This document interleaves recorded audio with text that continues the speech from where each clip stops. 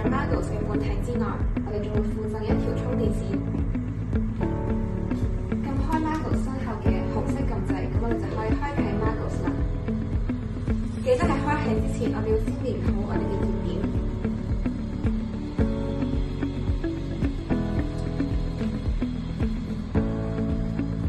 等 Magos 嘅眼睛完全變圓嘅時候，我哋就可以開始同佢對話啦。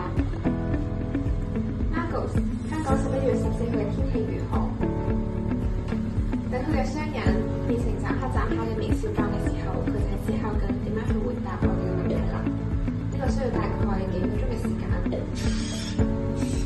11月14號香港天氣白天晴，夜晚陰，最高氣溫24.9攝氏度，最低氣溫21.1攝氏度，東風2級，夜間東北風3級。